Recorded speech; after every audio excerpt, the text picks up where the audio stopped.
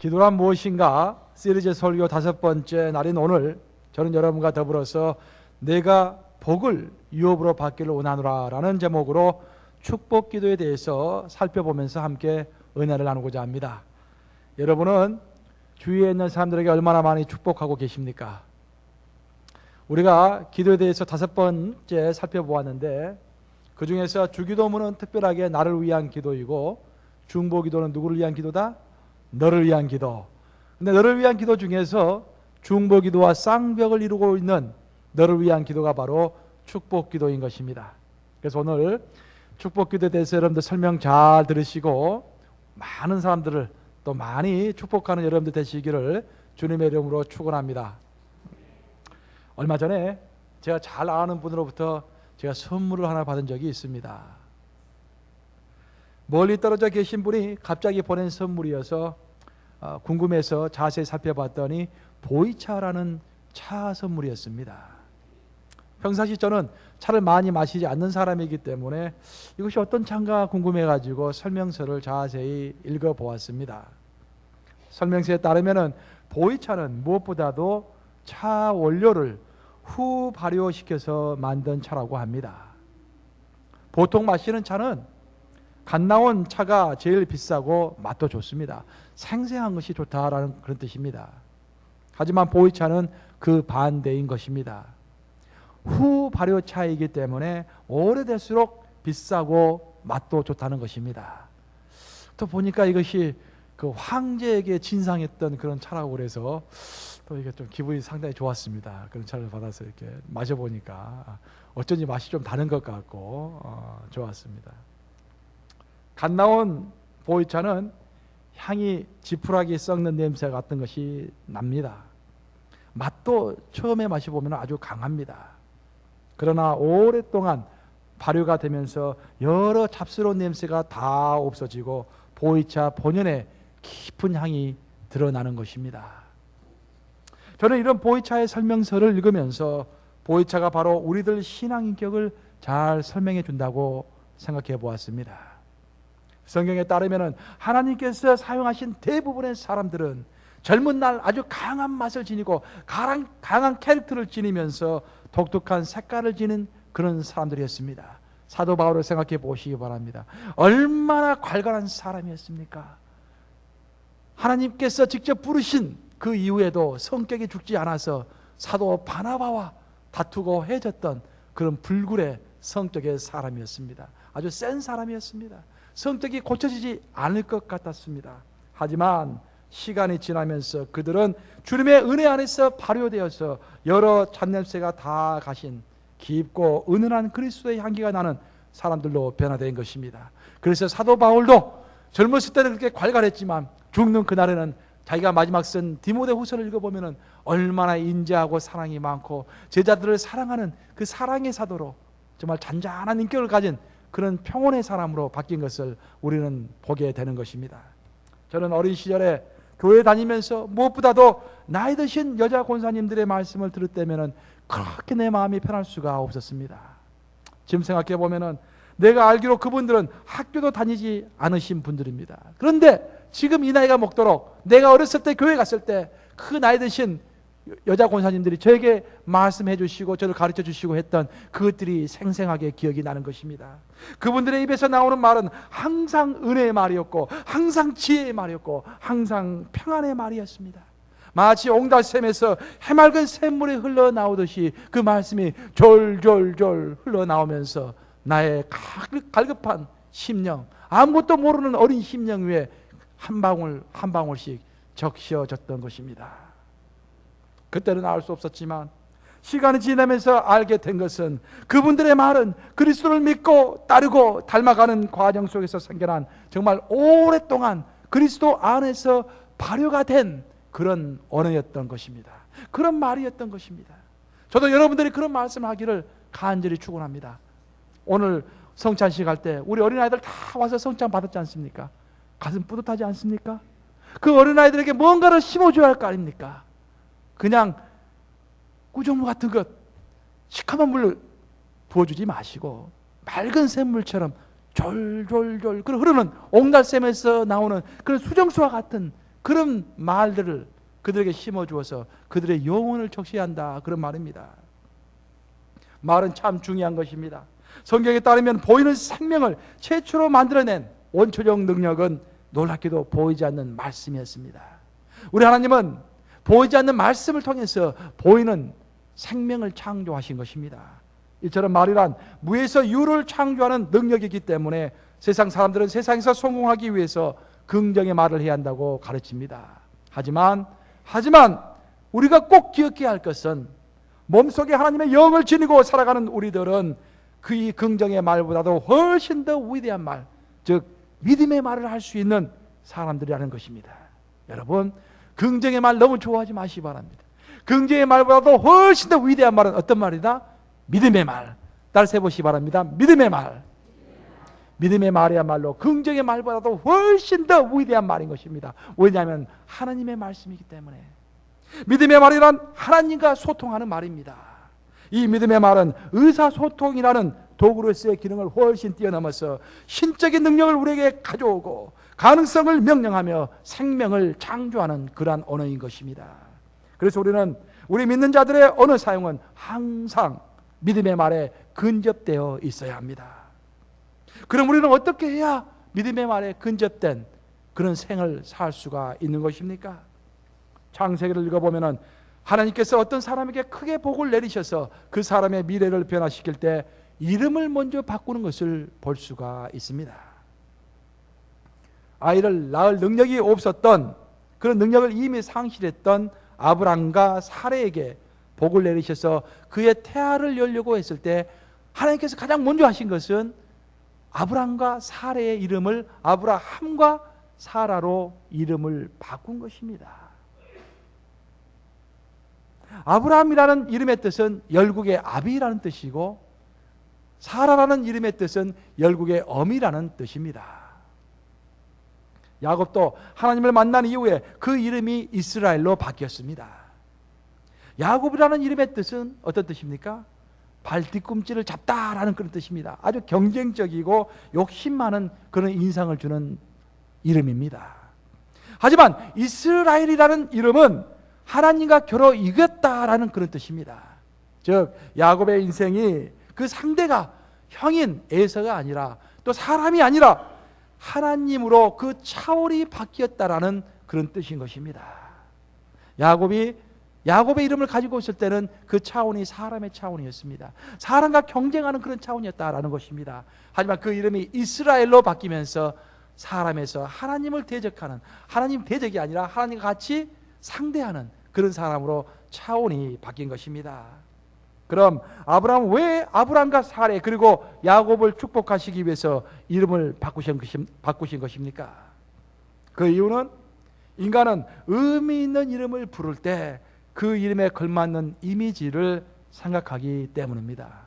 여러분, 개똥아 하면 어떤 이미지가 생각납니까? 개똥이 생각나지 않습니까? 그 이름이 이미지를 부르는 거예요. 이름이. 좀 더 쉽게 말하면 우리가 하는 말은 우리의 생각을 바꾸는 것입니다. 아브라함과 사라는 비록 현재 자식은 없었지만 그들 스스로 열국의 아비, 열국의 어머니라고 부르면서 그들의 생각을 변화시켜 갔던 것입니다. 열국의 아빠, 열국의 엄마 하면서 지금 당장에는 애가 없지만 뭔가 있을 것을 기대하면서 열국의 아빠, 열국의 엄마라고 서로 불렀던 것입니다. 그리고 더 중요한 것은 그들의 생각이 차츰차츰 이렇게 변화가 되어 갈 때 그들의 육체는 그 생각을 수용하기 위해서 또한 따라서 변화되었던 것입니다. 그것이 바로 영적인 원리인 것입니다. 믿음은 보이지 않는 것의 실상이라고 했습니다. 믿음이라는 것은 미래의 원리를 미리 명령하는 것입니다. 그래서 여러분들이 믿음의 말을 한다는 것은 미래를 미리 명령하는 것입니다. 그래서 여러분이 입으로 고백하고 입으로 선포하면 내 육체가 미래의 그 일을 이루기 위해서 작동을 시작하는 것입니다. 하나님의 말씀으로 우주를 창조하셨고 우리는 우리가 하는 말로써 우리의 환경과 미래를 창조해냅니다. 안 된다고 고백하는 사람들은 안 된다고 생각하는 사람들과 함께 이유를 찾고 그것들을 통해서 자꾸 안 되는 쪽으로 환경을 만들어 갑니다. 교회도 보면은 꼭 그런 사람들이 있어요. 보면은 자꾸 안 된다고 되는데도 안 된다고 하니까 안 된다고 말하는 사람들끼리 모여가지고 서로 이야기하다 보니까 진짜로 안 되는 것처럼 생각되는 것입니다. 여러분, 안 되는 것이 아니라 그렇게 생각이 되는 것이죠. 또 안 된다고 자꾸 입으로 고백하니까 실제로 그 육체가 작동을 안 하는 것입니다. 되게 하지 않는 것입니다. 하지만 된다고 믿고 할 수 있다고 믿는 사람들은 할 수 있다고 믿는 사람들을 찾게 되고 될 수 있는 환경을 만들어내는 것입니다. 또한 우리 육체도 할 수 있다라는 그 언어에 반응을 하는 것입니다. 믿습니까? 아멘. 우리 뉴욕감육에는 항상 할 수 있다. 무엇 안에서? In Christ. 주님 안에서 할 수 있다. 사도 바울의 신학은 어떤 신학이다? In Christ 신학이다. 주 안에서. 나 혼자는 할 수 없지만 주 안에서 내가 모든 것을 할 수 있다라고 고백하는 것이 사도 바울의 신학인 것입니다. 이처럼 우리의 말은 그 스스로가 위력을 가집니다. 하지만 이보다 훨씬 더 중요한 것은 놀랍게도 우리의 말은 하나님의 행동에도 영향을 미친다는 것입니다. 민수기 14장 28절에서 여호와 하나님은 이렇게 선포하셨습니다. 우리 다 같이 스크린을 보고서 민수기 14장 28절을 한 목소리로 읽겠습니다. 시작. 그들에게 이르기를 여호와의 말씀에 내 삶을 두고 맹세하노라. 너희 말이 내 귀에 들린 대로 내가 너에게 행하리라. 놀랍지 않습니까, 여러분? 너희 말이 내 귀에 들린 대로 내가 그대로 너에게 행하리라. 여러분은 매일 하나님의 귀에 대고 어떤 말을 하십니까? 주님, 저는 할 수 없어요. 짜증나요. 힘들어요. 그런 말 합니까? 주님, 너무 기뻐요. 감사해요. 감격스러워요. 할 수 있어요. 그렇게 말하고 있습니까? 여러분이 한 말대로 우리 주님은 그대로 그 말씀을 다 듣고 여러분이 할 수 없다고 하면 할 수 없는 방향으로 이끄시고 할 수 있다고 하면 할 수 있는 방향으로 이끄시는 하나님이시라는 것입니다. 그것을 가르쳐주기 위해서 광야 40년간을 이스라엘 민족을 훈련시켰는데 이스라엘 민족의 광야 40년 동안 한 언어가 무슨 언어였습니까? 전부 다 할 수 없다는 부정적인 언어였던 것입니다. 그래서 우리 주님께서 그 언어를 그대로 들으시고 그래, 그럼 너희는 안 되겠다. 너희는 들어가지 말라 하고 가나안 땅을 밟지 못하게 한 것입니다. 말은 생각으로부터 나오지만 그 말은 다시 우리의 생각에 영향을 줍니다. 이것은 끊임없는 순환인 것입니다. 그래서 이 순환이 악순환이 아닌 선순환이 되기 위해서 우리는 믿음의 말, 창조의 말, 인간의 한계를 극복하게 하는 말씀인 무엇보다도 성경 말씀을 우리 안에 자꾸 집어넣어야 하는 것입니다. 우리 인간이 할 수 있는 언어 중에서 가장 파워풀한 말, 가장 생명을 머금고 있는 말은 성경 말씀인 것입니다. 그래서 그 말씀을 우리가 읽고 듣고 쓰고 묵상하고 하면서 그 말을 자꾸 우리 안에 집어넣어야 하는 것입니다. 왜냐하면 생명의 말이고 비전의 말이고 꿈의 말이기 때문인 것입니다. 성경이 우리에게 가르쳐주는 생명을 주는 말 중에서도 가장 대표적인 말이 바로 축복의 말입니다. 성경이 말하는 생명의 말들이 많이 있지만 그 중에서도 가장 우리에게 강조하는 말이 축복의 말씀인 것입니다. 축복의 말 혹은 축복 기도는 내가 하나님께 타인의 복을 부탁하는 것입니다. 주님, 저를 봐서 내 와이프를 축복해 주세요. 주님, 저를 봐서 우리 이문자 전도사님을 축복해 주세요. 라고 이렇게 말하는 거예요. 그래서 축복 기도를 하는 사람은 그 신앙이 자기 몰두로부터 다른 사람에 대한 몰두, 더 나아가 하나님에 대한 몰두로 변화가 되는 것입니다. 축복 기도를 하지 않는 사람은 나만 하는 거예요. 나만. 다른 사람의 안중에 없는 겁니다. 하지만 우리가 축복 기도를 하게 되고 중보 기도를 하게 될 때 우리의 관심은 나를 넘어서 어디로 간다? 내 이웃에게 또 하나님의 나라로 향해 가게 되어 있는 것입니다.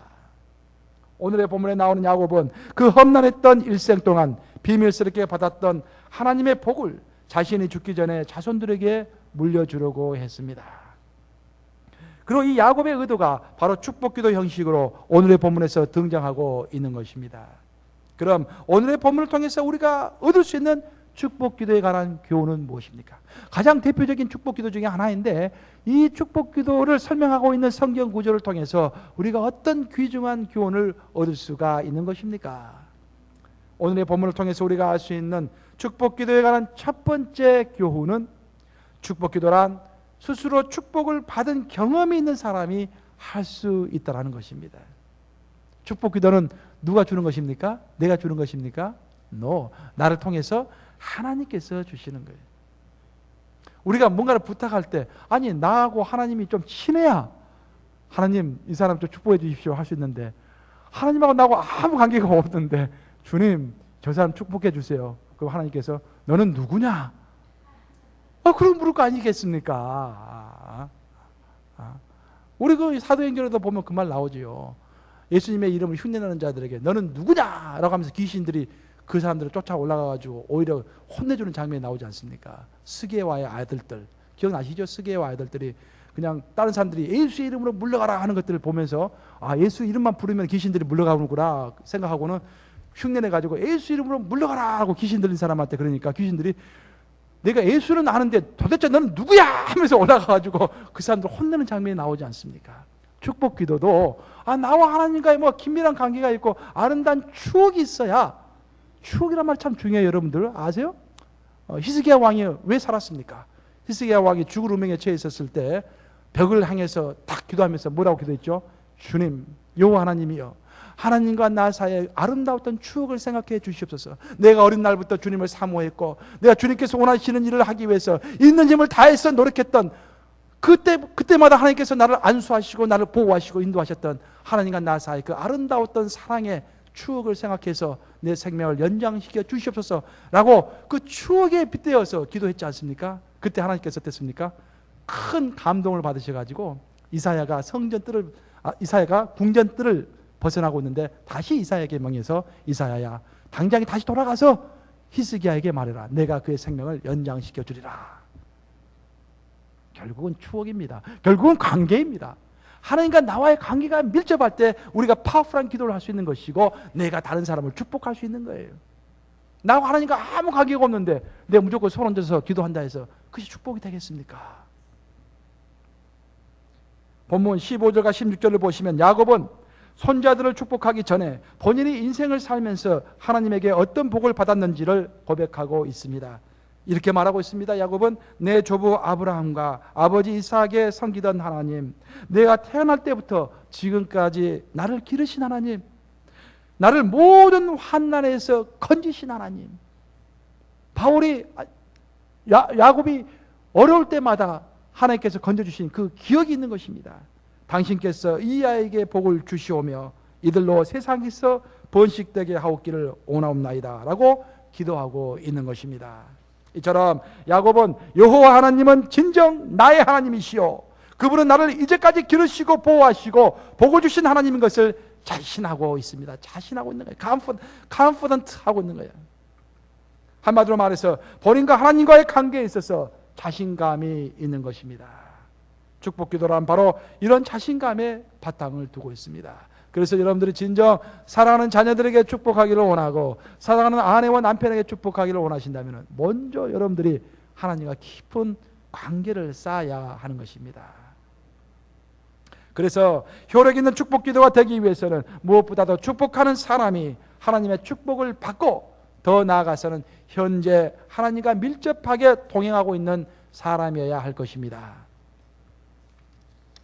본문을 통해서 우리가 배울 수 있는 축복 기도에 관한 두 번째 교훈은, 축복 기도는 축복하는 사람이 그 대상을 선택할 수 있다는 것입니다. 이삭은 원래 장자인 에서를 축복하고자 했습니다. 그렇죠? 하지만 야곱은 야곱과 그 어미 리브가는 이삭을 속이고 아버지 이삭을 속이고 에서의 축복을 가로챘습니다. 이것은 불법입니다. 그렇죠? 그런데 놀라운 것은 그 잘못된 축복, 불법의 축복도 일단 선포가 된 이상 거두어 드릴 수 없었다라는 것입니다.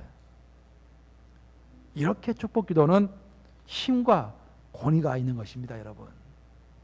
바로 이런 이유로 요셉은 다른 형제들보다도 가장 먼저 임종을 앞둔 아버지를 찾아가서 자신과 아이들을 축복해 달라고 부탁했습니다. 여러분, 요셉이 어떤 사람입니까? 굉장히 현명한 사람 아닙니까? 현명한 사람이었기 때문에 아버님이 딱 보니까 이제 금방 임종하실 것 같았어요. 금방 돌아가실 것 같았어요. 그러자 다른 형제들보다도 가장 먼저 아버지에게 달려갔습니다. 누구와 함께? 두 아들과 함께. 왜 달려갔을까요? 아버지를 위로하려고 달려갔을까요? 물론 그런 것도 좀 있었겠죠. 그렇지만 실제로 빨리 달려갔던 가장 근본적인 이유는 형제들보다 먼저 축복받기 위해서, 그것입니다.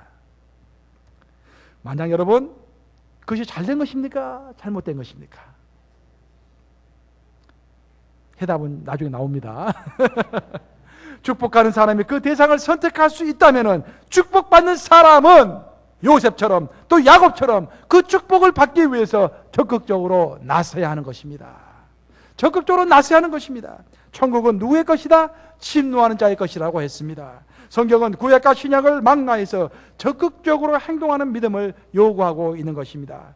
그 수많은 사람들 중에서 혈유병을 앓았던 여인만이 치유를 받을 수 있었던 것도 예수님의 옷자락을 만지기만 하면은 병이 나올 수 있다는 믿음을 가지고 있었기 때문에 기어이 그 많은 사람들의 틈바구니를 뚫고서 예수님의 옷자락을 만졌기 때문에 그 여인은 치유가 될 수 있었던 것입니다. 다시 말해서 믿음과 적극적인 행동이 맞아 떨어져서 위대한 결과가 나온 것입니다. 여러분, 이처럼 적극적인 행동이 있어야 합니다. 은혜 받기를 적극적으로 갈구해야 합니다. 축복받기를 적극적으로 나서야 하는 것입니다. 또한 지붕을 뚫고서 병든 친구를 침대에 뉘어 예수님 앞으로 내려놓았던 사람들의 믿음도 마찬가지였습니다. 그들은 흔들리지 않는 믿음과 아울러서 적극적인 행동을 했던 사람입니다. 너무도 사람들이 많아가지고 병든 친구가 있는데 그 친구를 예수님 앞으로 데리고 가야 하는데, 그래 예수님께 손 얹으면 병이 나을 것 같은데 너무도 사람이 많아가지고 도저히 예수님 앞으로 다가설 수가 없었던 것입니다. 그때 친구들이 어떻게 했습니까? 천장을 올라가서 지붕을 뚫고서 그 침대를 밧줄에 매어 달아서 예수님 앞으로 쫙 내려놓았던 것입니다. 적극적인 행동입니다. 이렇게 사람 많은데 다음에 하지. 다음이란 있을 수가 없어요, 여러분. 내일은 너희가 알 수 없나니 너희의 인생은 무엇과 같다? 안개와 같은 것이다. 내일 우리가 어떻게 될지 모릅니다, 여러분. 오늘 축복받아야 하는 것입니다. 오늘 우리가 기도해야 하는 것입니다. 오늘 우리가 전도해야 하는 것입니다. 오늘 우리가 하나님을 만나야 하는 것입니다. 요셉은 현명한 사람답게 아주 적극적으로 다른 형제들보다 먼저 나섬으로 자신이 가장 먼저 아비의 축복을 받고 그 다음 그 아들들도 축복을 받도록 했던 것입니다. 제가 연말에 송구 여신 때 항상 우리 이전의 교회에서 이렇게 축복기도 하는데, 축복기도 하면은 제가 약간 기도를 길게 하는 경향이 있어요. 하다 보면은 제가 이제 처음에는 생각해서 기도하는데 나중에는 저도 전혀 생각하지 않았던 기도가 나오는 경우가 참 많아요. 그래서 저는 기도하는 거예요, 그냥.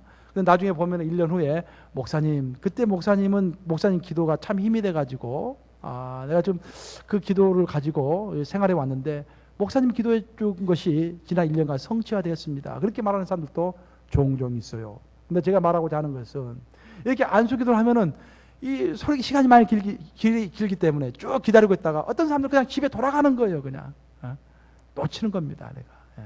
그러니까 적극적으로 우리가 좀 기다리면서 하나님의 기도를 또 하나님의 축복을 기다리면서 끝내 받는 그런 끈기와 적극적인 행동이 필요하다라는 것입니다. 우리가 알아야 할 축복기도에 관한 세 번째 교훈은, 축복기도는 결국 하나님께 부탁하는 것이지 반드시 이루어지는 확약적인 것은 아니라는 것입니다.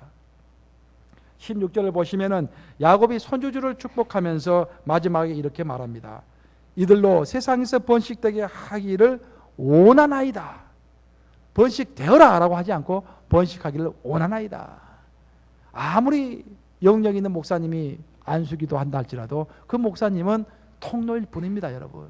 목사님이 하나님이 될 수가 절대로 없습니다. 목사님은 진짜 그야말로 순전한 통로일 뿐입니다. 하나님이 역사하지 않으시고 하나님께서 원하시지 않으면 그 어떤 100일 기도도 40일 금식 기도도 통하지 않을 수가 있는 것입니다.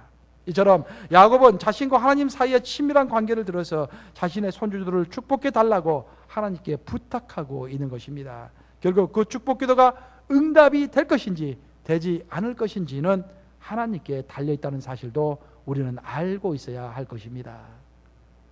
우리가 본문을 통해서 배울 수 있는 축복 기도에 관한 마지막 네 번째 교훈은 축복이라는 것은 머물러 있으면 안 되고 계속해서 흘러가야 한다는 것입니다. 만약 여러분들이 담임 목사로부터 축복을 받았으면 그 축복을 다른 사람에게 또 축복해 주셔야 돼요. 축복이 계속해서 퍼져나가야 하는 것입니다. 아브라함은 이삭을 축복했고 이삭은 누구를 축복했습니까? 자기 아들 야곱을 축복했습니다. 만약 야곱이 자기가 축복을 받고 나서 자신들의 자식을 축복하지 않고 그냥 혼자 죽었다면 그 축복은 대가 끊겼을 것입니다. 축복은 흘러내려야만이 더 풍성해지는 것입니다. 샘물은 퍼내면 퍼낼수록 더 많은 생수가 올라오는 것처럼 축복 또한 나누면 나눌수록 더욱 풍성해지는 것입니다. 그래서 우리들은 교회에서, 속회에서, 또 가정에서, 직장에서 만날 때마다 서로가 서로를 위해서 자주 축복해 주어야 하는 것입니다. 아멘. 오늘 점심 먹을 때 제가 꼭 보겠습니다. 얼마나 많이 축복하시는지. 오늘 두 사람 이상씩 전부 축복해 주시기 바랍니다, 여러분들. 아멘. 우리 뉴욕감리교회는 항상 서로가 서로 축복해 주는, 축복이 차고 넘치는 그런 교회 되시기를 주님의 이름으로 축원합니다. 생명 언어로 구성된 축복 기도는 그것을 받는 당사자에게는 아주 많은 유익을 줍니다. 우선 축복 기도를 받은 당사자는 하나님의 인도에 대해서 더 깊은 신뢰를 할 수가 있는 것입니다. 이제부터 하나님께서 나와 특별하게 함께 하시라는 그런 느낌이 인생의 파도를 놓는데 얼마나 중요한지 모릅니다. 아까 제가 말씀드린 것처럼 저는 안수기도 하고 그냥 다 잊어버려요. 무슨 말을 했는지 돌아서면 잊어버립니다. 잊어버리는데 그 말씀을 받은 사람은 그 말씀을 1년간 기억하는 거예요. 1년간 가슴속에 새기는 거예요. 그러면서 야, 하나님이 나를 사랑하시는구나. 하나님이 또 우리 목사님을 통해서 나에게 이런 놀라운 말씀을 주시는구나. 그 말씀이 씨앗이 되고 생명이 돼가지고 1년 동안 살아가면서 그 어떤 어려움이 온다 할지라도 그것을 극복해내는 것입니다. 그것이 축복기도의 정말로 유용성인 것입니다. 또한 축복기도는 자존감을 높여줍니다. 우리를 괴롭히는 것 중에 하나가 열등의식입니다. 열등의식은 자신감을 파괴하고 인간관계를 깨트리는 원흉인 것입니다.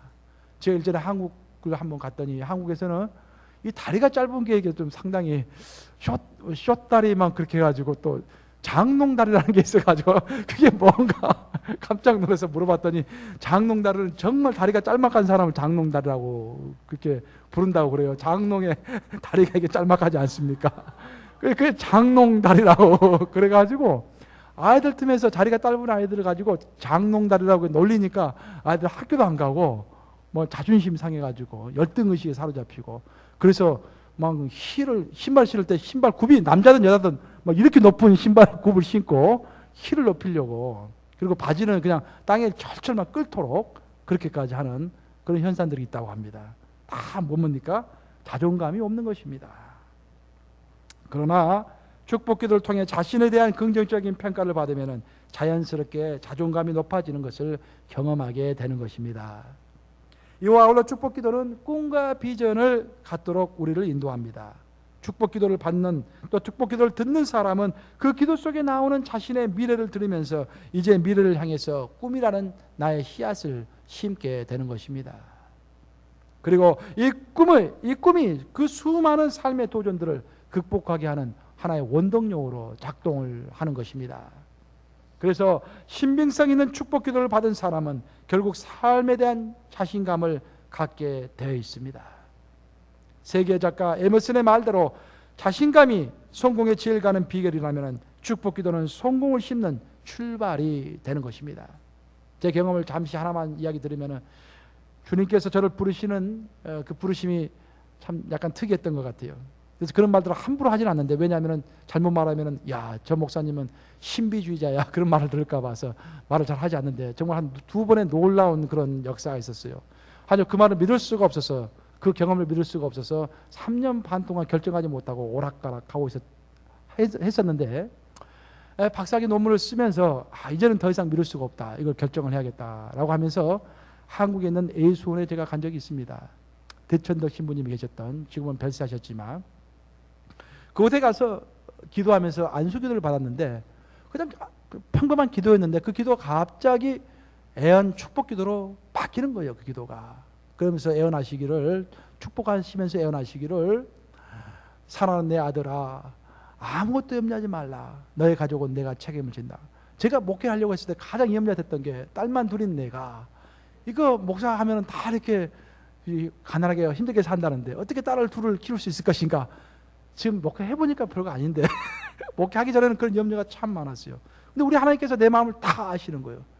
사랑하는 내 아들아, 염려하지 말라. 너의 가족은 내가 책임진다 라고 그 말씀 하시니까 그때부터 눈물이 걷잡을 수 없이 쏟아지는데, 와, 하나님 내 마음을 아시고 계시는구나. 눈물이 절절절 흘러넘치는데 그 다음 하시는 말씀이, 너가 이제까지 너 혼자 힘으로 공부한 줄 아느냐. 내가 너를 준비시켰노라.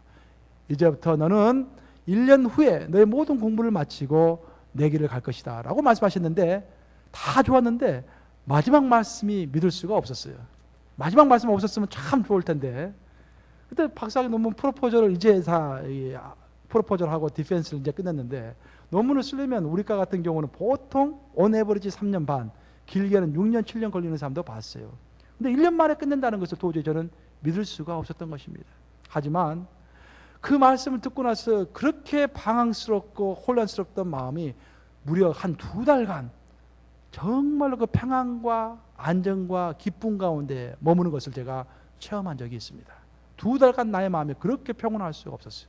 그리고 더 놀라운 것은 그때가 5월 달이었는데 그 다음에 5월 달에 정확히 논문이 끝나고 제가 신학교에 갈 수 있었다라는 것입니다.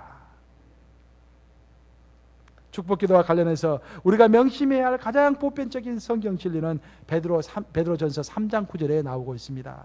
우리 다 같이 스크린을 보고서 베드로전서 3장 9절을 한 목소리로 읽겠습니다. 시작. 악을 악으로 욕을 욕으로 갚지 말고 도리어 복을 빌라. 이를 위하여 너희가 부르심을 받았으니 이는 복을 이어받게 하려 하심이라. 놀랍게도 우리가 이 세상에 사는 이유는 다른 사람들의 복을 빌어주기 위해서 사는 것이라고 베드로 사도는 말하고 있습니다. 여러분, 왜 여러분은 이 땅에서 살아가십니까? 먹기 위해서 살아가십니까? 먹기 위해서 살아간다면 오늘 한 그릇 더 먹을수록 여러분들은 이제 죽음에 더 한 걸음 가까이 갔다는 사실을 알고 계십니까? 결국 우리는 죽기 위해서 먹는 것입니다. 살기 위해서 먹는다? 아닙니다. 죽기 위해서 먹는 것입니다. 하지만 예수님께서 우리에게 생명을 주신 이유는 믿지 않는 자들에게 복음을 전파하고 그들을 살리기 위해서 우리를 이 땅에 주셨는데, 그것이 바로 그 사람을 축복하는 길인 것입니다. 우리가 이 땅에 남겨진 이유는 다른 사람들을 축복해주고 믿지 않는 자들을 주 앞으로 인도하기 위해서 이 땅에 남겨져 있는 것입니다. 사도 베드로는 이렇게 말하고 있습니다. 욕을 욕으로 갚지 말고 도리어 복을 빌어주라.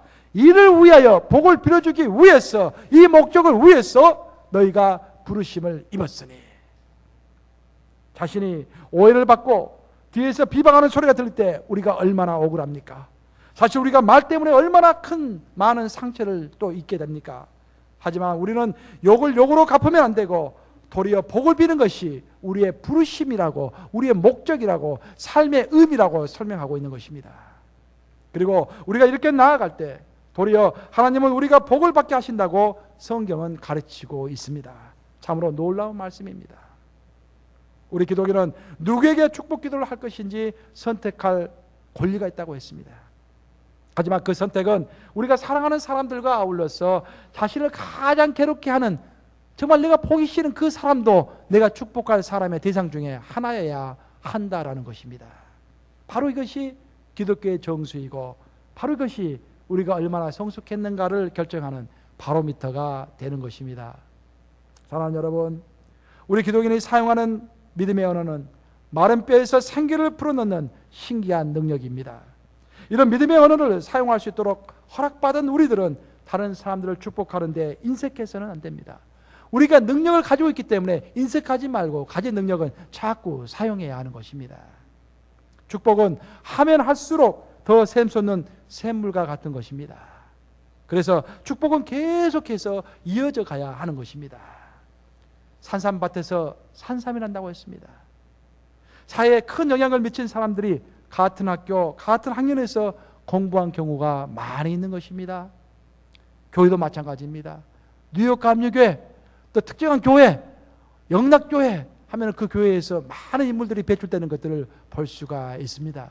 우리 40년 역사의 뉴욕 감리교회는 어떻습니까? 뉴욕 감리교회 하면은 산삼들이 모여있는 그런 교회입니까? 아니면은 왜 웃으시죠? 그냥 무밭처럼 무들만 모여있는 그런 교회입니까? 산삼은 산삼밭에서 나는 것입니다. 그럼 우리가 어떻게 해서 산삼밭을, 무밭이 아니라 산삼밭을 만들 수가 있는 것인가? 그것은 서로가 서로에게 좋은 말을 하고, 서로가 서로에게 축복해주고, 서로가 비전으로 끌어주고, 생명의 말, 믿음의 말, 감동의 말로서 서로를 격려해주고 이끌어줄 때 이 밭이 산삼밭이 되는 것입니다. 저는 우리 뉴욕감리교회가 바로 그런 산삼밭이 되기를 간절히 기도합니다. 그런 산삼밭이 되기 위해서 우리는 교회에서나 바깥에서나 서로가 서로에게 항상 믿음의 말, 축복의 말, 생명의 말을 해야 할 것입니다. 이 말을 명심하심으로 여러분은 이 세상이 감히 가지지 못한 성령의 언어를 가진 사람인 것을 기억하시며, 이제부터는 어둡고 죽은 언어를 버리시고 항상 축복의 말, 믿음의 말, 생명의 말을 하시는 여러분들이 되시기를 주님의 이름으로 축복합니다. 기도하시겠습니다.